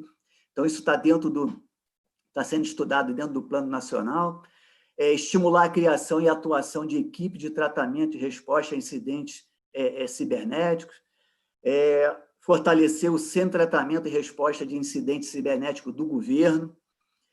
Estabelecer protocolos referentes à prevenção, monitoramento, tratamento e resposta a incidentes computacionais, entre outras metas aí, né? Então, eu pergunto aí para a doutora Cristine, na sua opinião, quais os benefícios que esse Plano Nacional de Tratamento de Incidentes de Rede, né, poderão trazer para a segurança do nosso país, aí, pensando de uma forma global, né, proteção dos nossos ativos críticos, que não são só os satélites, não são só as nossas redes, né? Nós estamos falando aí também de energia elétrica, bancos, né? Estamos falando de água, telecomunicações, enfim, nós estamos falando de vários ativos críticos que precisam de estar protegidos para que a nação, né, nós, o povo, possamos continuar a utilizar todos esses serviços aí. Qual é a sua opinião dos benefícios que esse plano poderá trazer para melhorar essa segurança dos ativos críticos nacionais aí? Olha, eu acho que o primeiro benefício sempre é o fato de que você coloca o assunto numa agenda política, né? Você coloca ele como prioridade de orçamento, você coloca esse assunto como, né, prioridade das organizações ter esse tipo de capacidade. Eu acho que isso é por si só um benefício assim, muito difícil de até medir, né? E eu acho que se a gente for olhar aqui um pouco a arqueologia aí da área de segurança aqui no Brasil, né? Mas eu me lembro, em 99, a gente começou a ter umas reuniões que era para definir a política de segurança para o governo. Né? Foi a época antes de ter o Comitê Gestor de Segurança da Informação, eu fazia parte do grupo lá que a gente estava discutindo o que fazer. E era muito interessante porque era uma época em que mal e mal você conseguia convencer alguém que precisava ter um firewall e um antivírus, e aí você estava lá discutindo que precisa ter uma política de segurança. Mas no momento em que 2000 saiu aquele primeiro decreto com a política de segurança, o efeito foi muito importante, porque ele foi o efeito que aí sedimentou do tipo, olha, isso aqui não é algo que vai atrapalhar, porque você tem sempre aquela história, não, mas não é tão importante assim, o mais importante é tal coisa, tal. Não, agora ele virou uma meta, né, e temos que fazer isso aí. E a gente viu isso acontecendo, porque alavancou discutir a criação do CETIR-Gov, que daí alavancou todas aquelas normas que foram começando a fazer a ideia de você ter ETIRs. Quer dizer, a gente já teve uma evolução nesses últimos 20 anos para chegar nesse ponto em que a gente está hoje, em que já é um ponto pacífico, assim, para muitas organizações, que você precisa ter uma capacidade de tratamento de incidentes. Só que eu acho que no momento que você definir isso numa política, eu acho que isso vai dar uma outra cara e eu consigo talvez ver realmente muita coisa que eu vejo na discussão com outros times de tratamento de incidentes, eu precisava disso. Não, mas politicamente está difícil porque a prioridade vai ser outra área.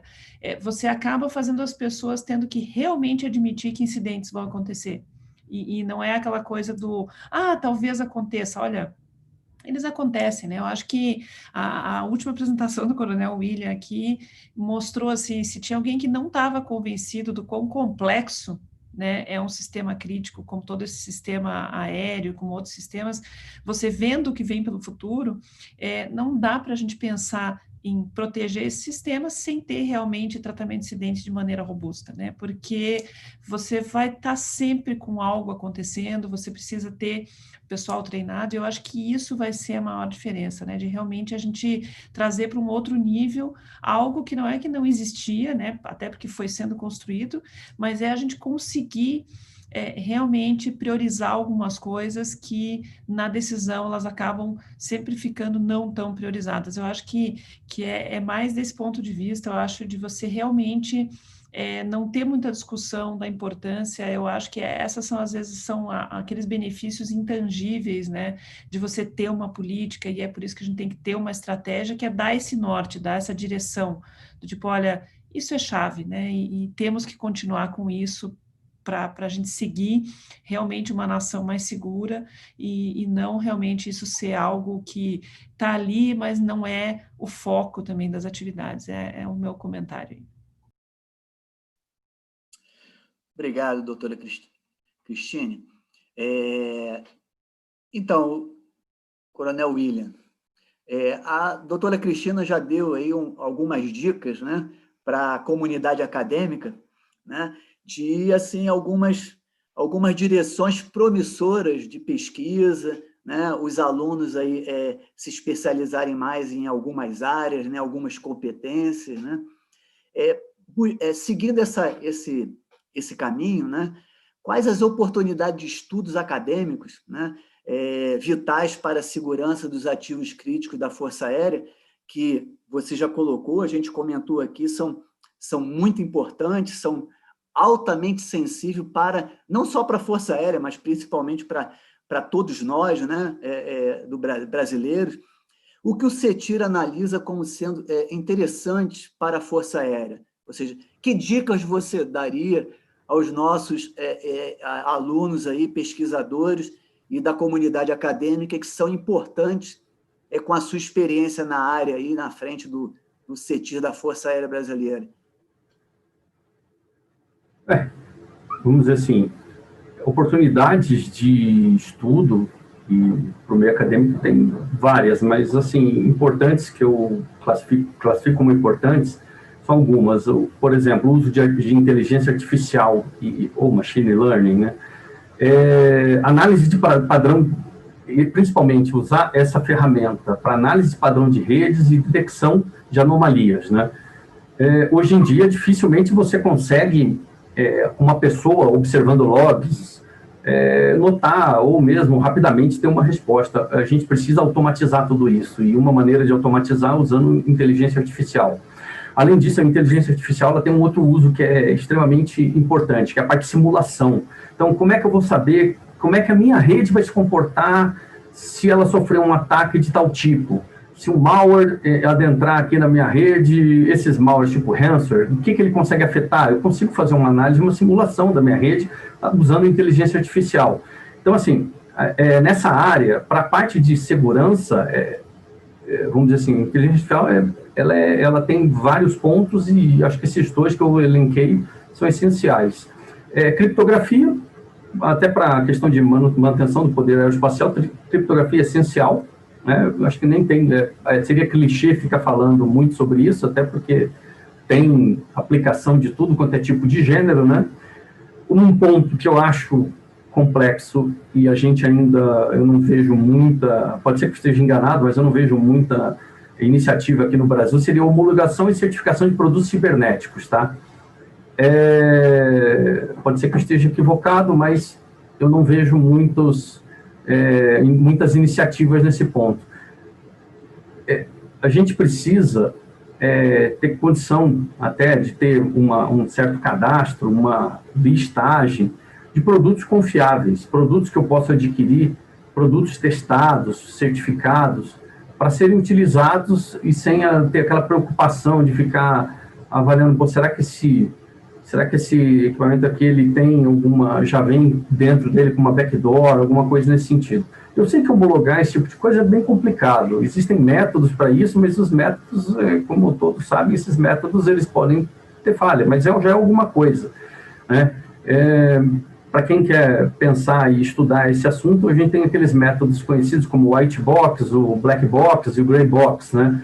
O white box é um pouco mais complexo, você precisa saber exatamente como é que funciona, né? Como é que funciona o sistema operacional do equipamento, você tem que saber do código, entender tudo para fazer os testes, né? O black box já parte de um outro princípio, eu não sei o que tem lá dentro, começo a fazer as análises e vejo o que acontece. E o gray box é um misto desses dois, né? Desses dois anteriores. Mas, assim, até para uma questão de implementação, a gente pode se basear em agências que já existem em outros países, né? Na França, por exemplo, você tem a Agência Nacional de Segurança e Sistemas da Informação, a ANSI. Ela tem um certificado, que chama Certificado de Segurança de Primeiro Nível, que é um certificado de produtos cibernéticos, né? Na Australásia, né, que na verdade é um conjunto da Austrália com a Nova Zelândia, né, e algumas áreas ali da região da Oceania, ela tem a ICEP, né, que é o Australasian, né, eu sempre pulo assim, comendo, mas é Australasian Information Security Evaluation Program, que é um programa que também visa fazer esse tipo de certificação. E além disso, a gente também tem o americano, que é que eles chamam de DODIN APL, né, que seria a parte de lista de produtos aprovados. Eles fazem todo o trabalho de certificação. Com relação a esse, eu não consegui muitas informações de como eles trabalham, né, mas é interessante porque eles estão trabalhando até com duas universidades famosas lá, que é a Carnegie Mellon e a Johns Hopkins, né, e montando aquele modelo que a gente comentou agora há pouco, que é o Cybersecurity Maturity Model Certification. Então, assim, esses países eles estão buscando a certificação, eles estão buscando melhoria nos seus fornecedores, até porque muitos sistemas críticos, a gente ainda tem uma cadeia de suprimento, assim, extensa, e para você poder ter um mínimo controle, a gente tem que ter a certificação. Quando você não tem certificação, você abre precedentes imensos. Não sei se todos lembram uma questão que aconteceu recentemente com a proibição da aquisição de alguns tipos de componentes do F-22 Raptor americano, porque eles descobriram que um dos componentes era chinês e eles estavam em dúvida se realmente podia ou não podia colocá-lo para funcionar num avião que é estratégico para eles. Então, eles retiraram. Mas, assim, esse tipo de preocupação é algo que eu vislumbro que no futuro vai ser muito maior, até para quem vislumbra trabalhar nessa área de infraestruturas críticas. Outro ponto também, que eu acho que a gente começa a ter necessidade, é pensar sempre na parte de desenvolvimento seguro. Desenvolvimento seguro utilizando métricas e utilizando sistemas voltados para isso. Um ponto principal seria utilizar essas novas, na verdade não é nem nova, é bem antiga, a Privacy by Design, até porque a gente está tendo agora, com essas novas normas de proteção de dados pessoais, uma obrigação governamental muito grande na proteção desses dados, né? Então, assim, a Privacy by Design faz parte de uma, se não me engano, é uma tese de doutorado, eu não tenho certeza, de uma doutora canadense, que ela começou a elaborar esse processo. Eu tenho um artigo, depois eu dou uma olhada e informo aqui. Mas outro também que a gente pode trabalhar seria o Security by Design, que é também uma forma de trabalhar em que cada passo eu penso na segurança sempre aliado em cada movimento que eu faço dentro da programação. Eu posso adotar métodos ágeis de programação, mas cada momento eu vou verificando a questão da segurança, né? Esses pontos são essenciais. E, sim, para finalizar, apenas assim, para efeito mais voltado para a parte de segurança mesmo, em caso de Forças Armadas, eu penso que é interessante trabalhar com a parte de sistema operacional seguro. A gente tem exemplos no mundo de países que já estão buscando esse tipo de implementação. Por exemplo, a Rússia tem um sistema deles que é baseado no Linux, que é o Astra Linux, né? Ele tem umas modalidades até de classificação de documentos, com criptografia avançada. Ele é um sistema voltado para a aplicação das Forças Armadas. É óbvio que se você procurar na internet, você vai achar a página lá e vai ter como baixar, mas eu sugiro que não façam isso, muito menos na área, em alguma área da aeronáutica, instale esse sistema para testar, tá? Porque, infelizmente, a gente não sabe o que tem lá dentro. E, por exemplo, a gente tem notícias também da China, que a China, ela abomina certos tipos de sistemas, e principalmente americanos, né? Então eles estão tentando fugir do Windows, fugindo também do Linux e dos Unix-like da vida. Então eles estão tentando desenvolver agora, e obviamente esse tipo de informação é muito difícil você conseguir saber em que grau que está esse desenvolvimento. Eles estão querendo produzir um sistema operacional do zero. Sistema operacional do zero é apenas para, vamos dizer assim, dificultar, que as pessoas não vão ter conhecimento, não vão ter como fazer avaliações, né? Então, a descoberta de vulnerabilidade, nesse caso, fica um pouquinho mais limitada, mais difícil, né? E essas informações, eu consegui através de uma publicação militar canadense, que ela chama Canwa Asian Defense, voltada para esse tipo de mercado. Então, basicamente, esses são os pontos que eu vislumbro como de interesse acadêmico para as Forças Armadas e para a parte de segurança e ativos críticos, em geral. Obrigado aí, Coronel Williams, pelas dicas aí para os nossos alunos e pesquisadores. Bom, eu estou recebendo aqui várias perguntas, né, da audiência. Eu vou tentar aqui sintetizar algumas perguntas para ver se a gente consegue responder o máximo possível. Então, para aquelas que eu não consegui, não tivermos tempo hábil aí, a gente dá um jeito de responder depois, né? Mas, assim, uma delas aqui, doutora Cristina, quais são os principais desafios para termos uma consolidação dos dados estatísticos sobre segurança cibernética no Brasil? Aí uma pergunta que é até pensado, tipo, a gente conseguiria ter isso, né? Eu acho que é um grande desafio, né, essa parte de consolidação de dados, porque eles dependem de confiança, né? Então, eu acho que a gente tem, como a gente estava discutindo sobre a Penitire, a gente discutiu um pouquinho também sobre a questão de quantas áreas críticas, né, que precisam ter consolidação de dados de incidentes e de dados de segurança, e cada uma dessas áreas, com certeza, sempre tem uma certa reserva do quanto que você vai divulgar esses dados publicamente, o quanto que isso vai ficar, o quanto que o dado vai expor as suas fraquezas e o quanto que o dado vai realmente ajudar a melhorar. Então, eu acho que nesse ponto é uma questão que vai...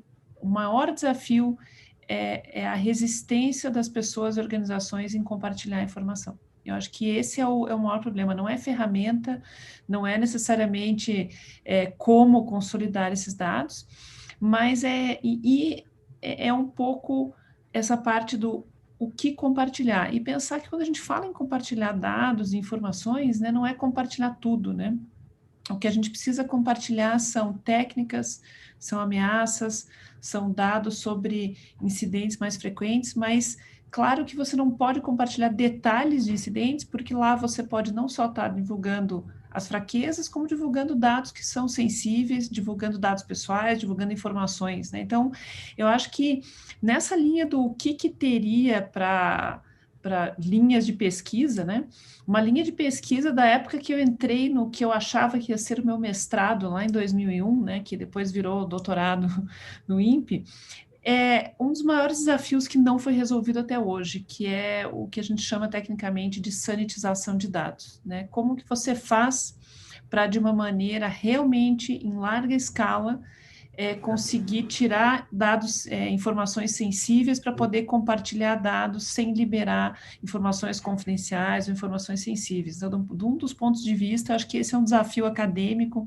Quer dizer, como é que eu compartilho uma assinatura de rede sem compartilhar o payload do pacote que eu não posso compartilhar, porque eu tenho que proteger a informação, né? Então, é pensar que tem um desafio interpessoal e organizacional, mas tem um desafio técnico também, porque não é simplesmente sair trocando as informações, né? Acho que são questões em aberto para a gente discutir aí. Eu acredito que o nosso quem fez a pergunta, né, é ter se baseado aí no Plano Nacional de Tratamento, né, que tem ali alguns objetivos exatamente de congregar, de estreitar esses laços entre os centros de tratamento de incidente de rede, né? Acredito que por aí desenvolver essa relação de confiança entre pelo menos os CETIR, né, os CECIRT, ou seja, se não houver uma relação de confiança entre essas equipes para compartilhar algumas coisas, você está dentro da água, porque a cada novo incidente as equipes vão ter que descobrir sozinhas, aí pode ser tarde demais, né? Então, eu acredito, né, que a pergunta tenha vindo nessa trilha para que a gente possa ter dados estatísticos sobre segurança cibernética, não necessariamente os detalhes, como aconteceu, né, mas, pelo menos, a gente ter isso um pouco mais documentado, né, que a gente vê realmente essas informações mais consolidadas em outros países aí. E possivelmente isso vai, o Plano Nacional aí de Tratamento de Incidente de Rede pode vir a contribuir com isso, né? O que a senhora acha? Então, com certeza, e nesse ponto, que é um desafio, eu inclusive participei uma época de um trabalho da OECD, né, que era sobre comparabilidade de estatísticas de incidentes entre CERTs nacionais, né? Nós somos um dos CERTs nacionais que estavam trabalhando, fomos nós, Japão, alguns times da Europa, e é interessante que no final a conclusão do estudo da OECD era que é muito difícil consolidar dados de tratamento de incidentes de ambientes tão diferentes, por conta de quais incidentes são prioridade em cada ambiente, né? Porque uma coisa que a gente sempre discute muito e que faz parte, por exemplo, da parte de gestão de incidentes, quando você recebe uma notificação, quando você tem um incidente, você tem que categorizar esse incidente, né? Faz parte lá do processo de triagem, você receber, você categorizar e você priorizar. Só que cada ambiente vai ter categorias diferentes, né? Então, assim, o que é um incidente num banco é diferente de um incidente na aeronáutica, que é diferente de um incidente numa usina nuclear, que é diferente do que são os incidentes, porque cada organização, embora esteja usando tecnologia, é muito diferente do que você acha que é um incidente ou não, né? Então, esse é um outro desafio, que aí quando a gente fala em discutir taxonomias, elas não podem simplificar demais o problema, mas elas também não podem engessar o time e impedir o trabalho. Então, eu acho que talvez um desafio seja a confiança, óbvio, mas também criar uma espécie de um filtro que possa permitir cada CETIR, né, cada CECIRT ter as suas estatísticas que são úteis para o seu ambiente interno e ter algum tipo de filtragem para conseguir congregar isso com outras organizações, né? Eu acho que isso é importante levar em conta, porque provavelmente os incidentes do setor financeiro não vão acontecer numa rede, né, da aeronáutica. Então, aí já tem um exemplo que deixa o quanto é difícil a gente pensar e tem que ser discutido mesmo. Acho que é colocar todos esses times na mesa e conversar e chegar num ponto do que seria, né, essa congregação de incidentes aí, de números de incidentes. É isso aí, porque quanto mais informações trocadas, facilita o trabalho de todo mundo, né? Coronel Williams, uma pergunta aqui que eu falei que seria feita para você, né? Uma pergunta aqui que realmente é importante aqui. Hipoteticamente, é possível hackear satélites? Como proteger ou mitigar essas ameaças? Olha só. Antes de responder, eu só queria mostrar eu comentei sobre a parte do Privacy by Design. Eu só queria mostrar rapidamente aqui a informação, né, existem esses princípios fundamentais, essa aqui que a doutora que eu comentei, Anne Cavoukian. É interessante a leitura para quem tiver interesse de conhecer mais sobre o assunto. Vou parar aqui. Bem, agora com relação à parte de hackear satélite, tanto é possível como já aconteceu em alguns casos, né? A gente às vezes começa a pesquisar, você começa a ver certas coisas e vê de monte, né? Um caso clássico, e esse aqui eu acho que é um caso mais, assim, que ficou bem evidente, porque não é só ele entrou na parte, que hackearam foi a parte de controle do satélite, né? Que é o Rossat, é um satélite alemão, acho que de raio-x, alguma coisa nesse sentido. Isso aconteceu em 98, né? E o que acontece? Os hackers, eles conseguiram atuar no sistema, voltar os painéis solares direcionados diretamente para o Sol, né? E fazendo esse tipo de atividade, vamos dizer assim, houve um superaquecimento das baterias e o satélite ficou praticamente indisponível, ele virou sucata espacial. Esse tipo de coisa bem até, vamos dizer assim, não vou falar que é normal, mas é algo que pode acontecer porque existe uma série de questões hoje em dia que a gente tem que avaliar. Até ontem mesmo, assim, eu estava pesquisando algumas coisas, assim, de bobeira, eu entrei tem um site que chama Shodan, né?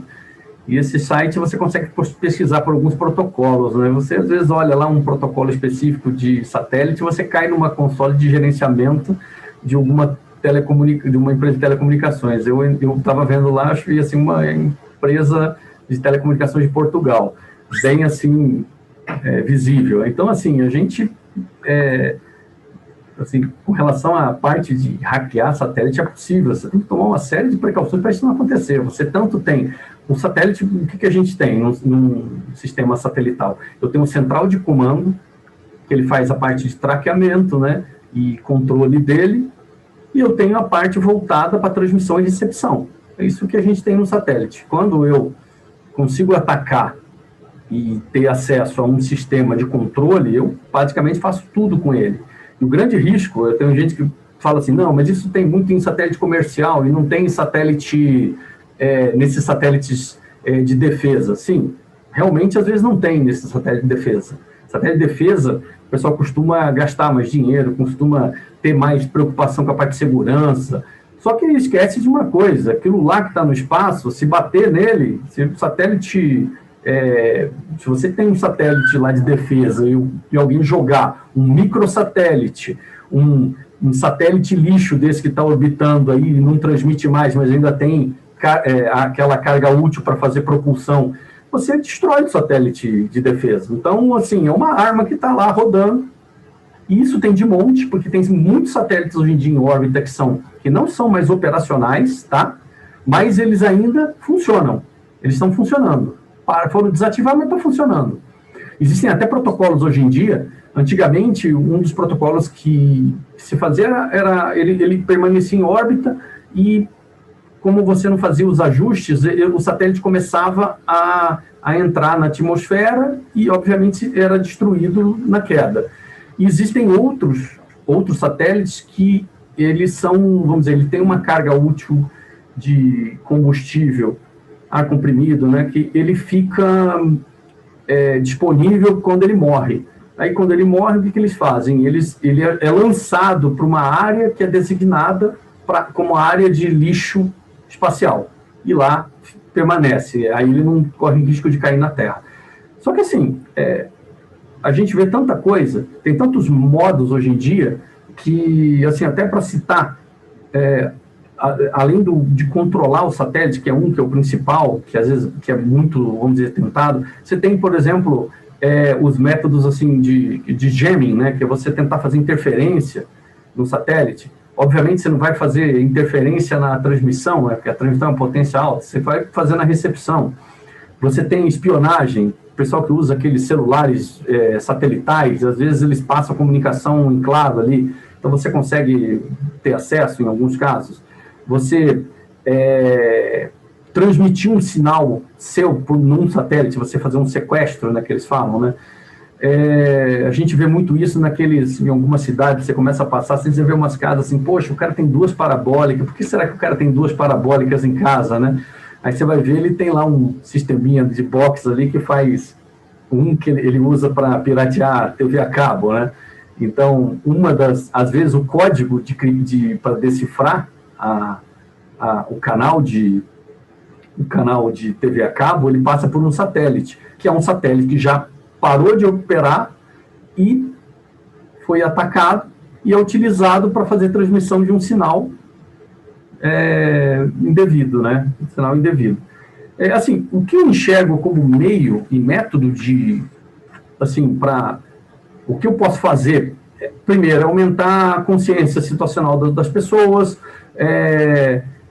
treinar as equipes com relação à parte de engenharia social, que realmente vamos dizer assim, é a arma para quem gosta desse tipo até de estudo. Você tem lá os vários livros e até o filme do Kevin Mitnick, você vê como é que o cara como é que ele fazia para fazer a engenharia social, e isso é ilustrativo, tá? Meramente ilustrativo. Mas, assim, é capacitar as equipes, treinar, né? E começar a fazer alguns outros tipos de trabalho, tipo segregar rede. Eu segrego uma rede, essa rede,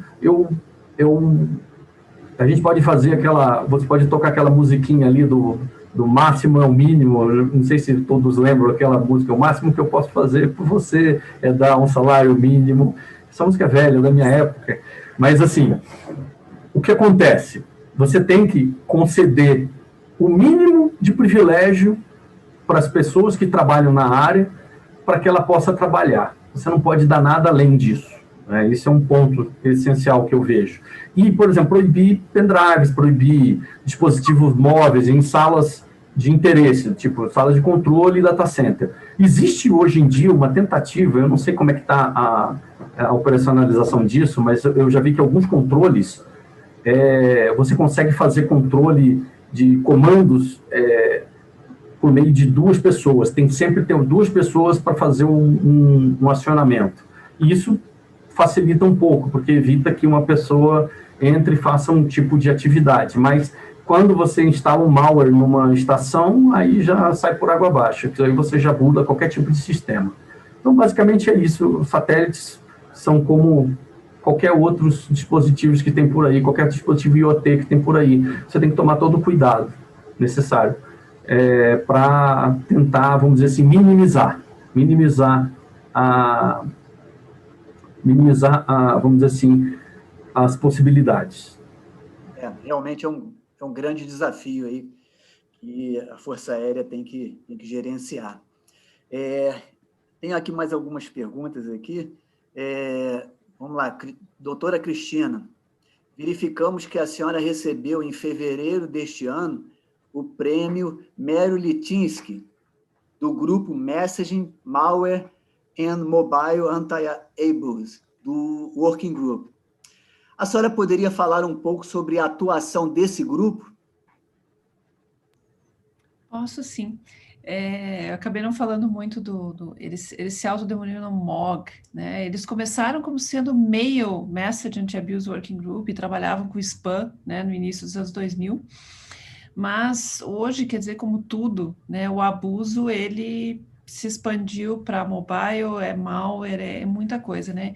E a gente trabalhou e tem trabalhado muito com o pessoal do MOG para combater o abuso do ponto de vista global, né?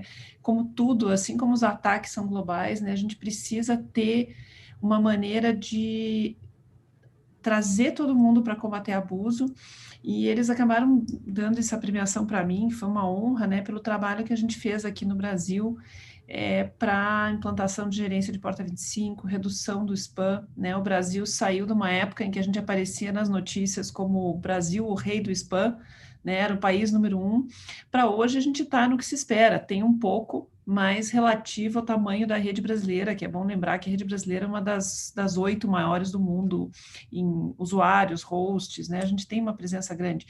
E eu acho que esse é um grupo que a gente continuou trabalhando em conjunto, porque eles reúnem a indústria aí dessa área de e-mail, a indústria de mensagem, a indústria de alguns fabricantes, né?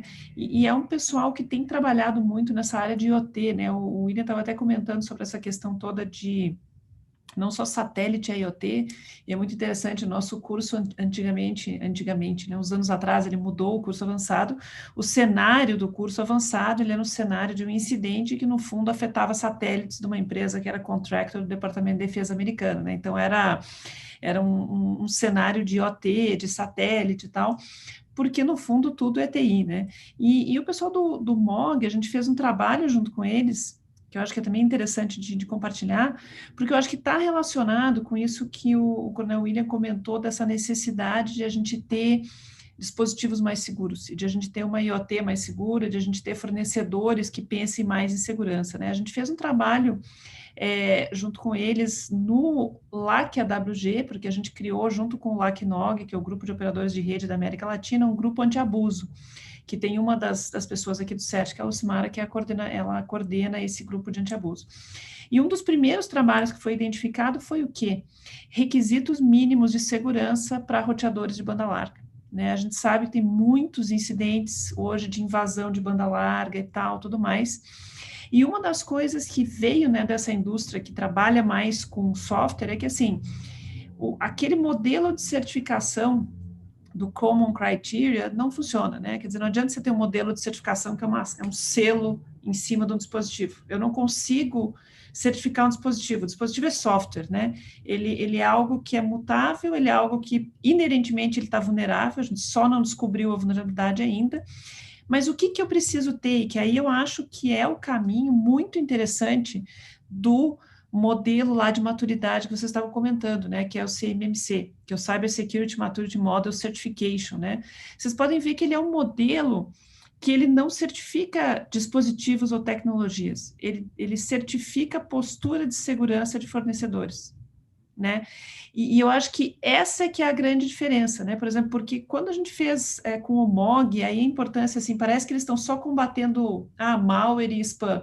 Não, eles estão pensando em como melhorar a indústria, né? Provedores de acesso. Poxa, os caras estão com as redes deles infectadas por Mirai, fazendo ataque de negação de serviço, porque os roteadores de banda larga estão invadidos, gerando DDoS. Então, você tem que pensar, mas qual é o problema? O problema é que o fabricante de roteador de banda larga não está pensando em security by design, nem em privacy by design, né? Então, isso acabou levando ao modelo em que a gente definiu nessa BCOP, como a gente chama, que é Best Security Operational Practice, que o que eu não quero, tudo bem, é interessante eu fazer um teste de caixa preta, caixa branca, mas o que eu quero mesmo é que, se eu descobrir num teste desse um problema, o fabricante me lance uma atualização o mais rápido possível.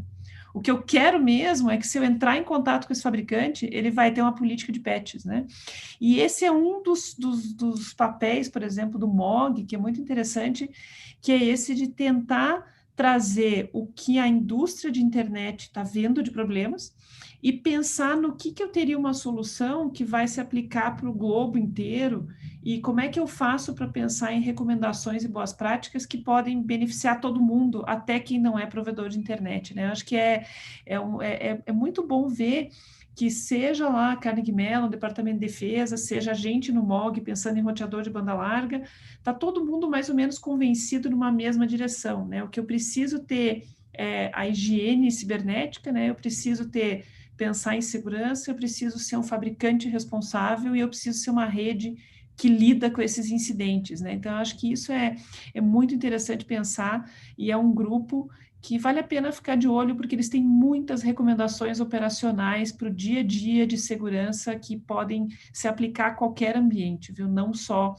ambiente de provedores e abuso na internet. Obrigado, doutora Cristina. Nós já esgotamos o nosso tempo aqui, mas eu tenho uma pergunta aqui que eu tenho certeza que a senhora vai responder rapidinho, né? Alguém da audiência perguntando assim, quando terá uma turma aberta novamente para os cursos do CERT-BR? Deve ter muita gente interessada nesses cursos. Pois é, a gente, daqui a 3 semanas, a gente vai dar o curso Overview. Esse vai ser presencial, a gente conseguiu fazer. Tem a história do plano SP, fase amarela, fase verde, fase tal, o que pode, o que não pode, né? Mas eles são cursos presenciais, né? O Coronel William fez o curso já há vários anos, ele estava aqui na época, acho que no DCE, ainda aqui no... Não, era parte do sistema, né? Era aqui no comando SRVP, eu não consigo lembrar da sigla. SRPV São Paulo. SRPV São Paulo, exato. E eles são cursos focados em cenários, né? A gente faz muito tabletop, a gente joga um cenário de incidente, a gente faz as pessoas pensarem. A gente espera que ano que vem a gente consiga retomar o calendário normal, que é um curso em maio, um em agosto, um em outubro e novembro, né? 2 fundamentais, os 2 de fundamentos, os 2 avançados. E a gente conseguiu ampliar. Esse ano a gente ia ter mais de 30 vagas, as turmas estavam lotadas, mas infelizmente a gente teve que cancelar, porque é um curso que não dá para fazer online. Mas a gente espera poder abrir em breve e poder ter de novo a participação de muita gente, né? A gente tinha bastante gente da FAB inscrita, foi uma pena mesmo que não deu para fazer o curso esse ano. Ok. Bom, gente, o nosso tempo já se passou aqui, né? O pessoal lá da organização já estão puxando minha orelha aqui, por baixo dos panos. Mas, assim, então, doutora Cristina, antes de nós pousarmos, né, no nosso destino, quais as suas considerações finais, hein? Olha, acho que a gente conseguiu cobrir tanta coisa, né? Parecia que ia ser assunto demais para 2 horas, mas eu queria, assim, considerações finais, focar em pessoal, né? Eu acho que, assim, focar em treinamento, eu acho que é uma coisa importante, né? A gente está num evento aqui da FAB, na Unifa, né? E é muito importante pensar nisso, né? Mas pensem que é tecnologia, e eu concordo com o William que a gente precisa ter todas essas tecnologias avançadas, mas elas não são nada se a gente não souber como aplicar, né? Então, pensem que incidentes vão acontecer, né?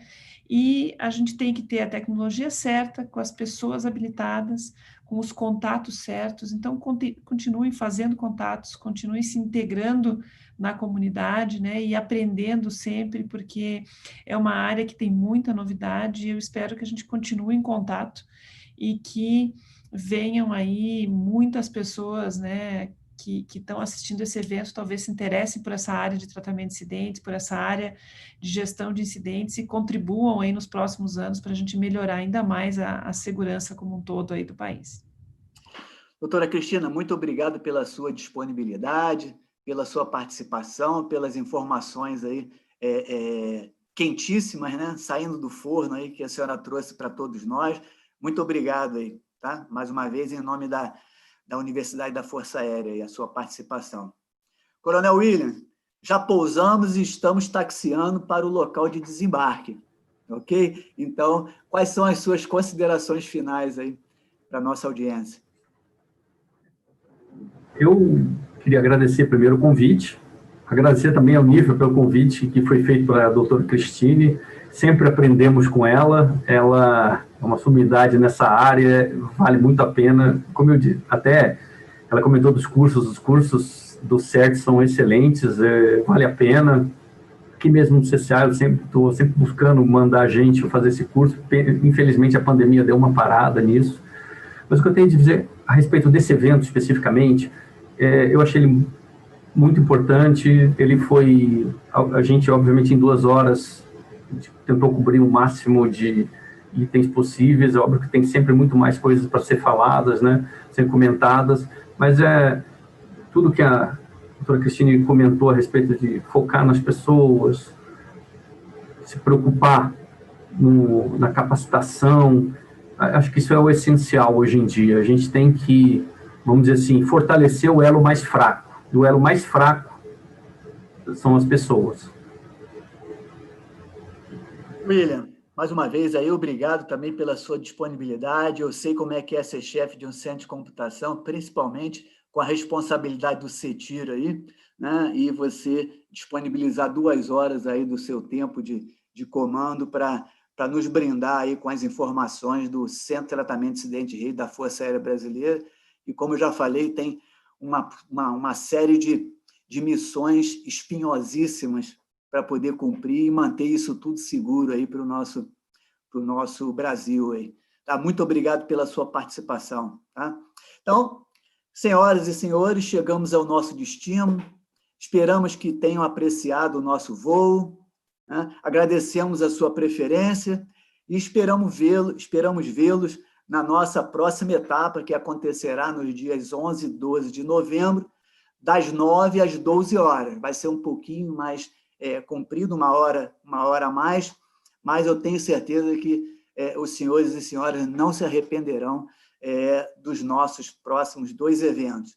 Então, muito obrigado pela audiência e tenham todos um bom dia. Finalizado este webinar, a Universidade da Força Aérea e a Fundação Getúlio Vargas agradecem a presença dos palestrantes e do mediador e convidam a audiência para o seminário do dia 11 de novembro de 2020, às 9 horas. O evento está encerrado. Boa tarde.